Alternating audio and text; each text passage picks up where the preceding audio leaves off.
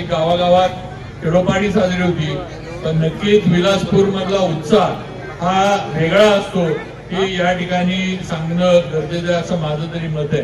आणि म्हणून सर्वांना, सर्व संयोजकांचं मनापासून आभार मानतो। आपण दरवर्षीप्रमाणे हा सोहळा चालू ठेवलाय। फिरोजबाईंचं दरवर्षी नवीन नवीन काहीतरी घोषणा या विलासपूरमध्ये नवीन झालं पाहिजे म्हणून असतात। यावर्षी सुद्धा त्यांनी आणि त्यांच्या सर्व सहकार्यांनी छत्रपती शिवाजी महाराजांचं मंदिर उभं करण्याचा संकल्प सोडलाय।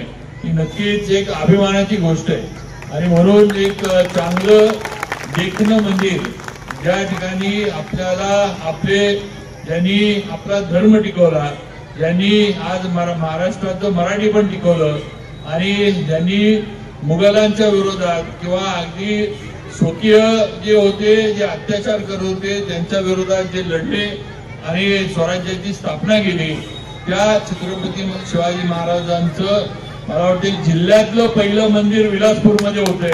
ते नक्कीच आपण सर्व विलासपूरवासियांनी लक्षात ठेवलं पाहिजे आणि या सर्वांचा आशीर्वाद आपल्याला नक्कीच मिळणार आहे, विलासपूरच्या नागरिकांना मिळणार आहे। आमचा पण या मंदिराच्या उभारणीमध्ये सर्वांचा जो काही हातभार लागेल ते आम्ही सर्वजण देऊ, कारण हे तुमचं माझं मराठी माणसाचं कर्तव्य आहे की आपल्या राजाचं, आपल्याला ज्यांनी आपलं सर्व जी आपली ओळख आहे, आपली संस्कृती, आपला धर्म, आपल्या रीती परंपरा ज्या छत्रपती शिवाजी महाराजांच्यामुळे टिकून राहिल्या, आज त्यांची ओळख ही आपल्या पुढच्या पिढीला पण करत राहणं, देत राहणं हे गरजेचं आहे आणि म्हणून आज हा कार्यक्रम होतोय। नक्कीच सुंदर असं मंदिर आपण उभा करू जे या विलासपूरच्या सौंदर्यामध्ये भर टाकल असं आणि नक्कीच आपल्या सर्वांच्या आशीर्वादानं ही शिवजयंती अशीच वाढत राहो। या शिवजयंती मधला विलासपूरच्या मधला आपला सहभाग आणि प्रामुख्याने सगळ्या माझ्या माता भगिनींचा सहभाग हा या ठिकाणी असाच मोठ्या प्रमाणावर वाढत राहिला पाहिजे अशी एक अपेक्षा व्यक्त करतो। त्याचबरोबर सर्व संयोजकांचे, फिरोजबाई असतील, त्यांचे सर्व सहकारी असतील, अभय, बाळासाहेब वगैरे सर्वच, या सर्वांचं मनापासून अभिनंदन करतो यशस्वीरित्या या शिवजयंतीचा कार्यक्रम पार पाडल्याबद्दल। त्यामुळे सर्वांचं मनापासून शुभेच्छा सगळ्यांना शिवजयंतीच्या। मला इथं आरतीला बोलवलं त्याबद्दल संयोजकांचे आभार मानतो आणि थांबतो।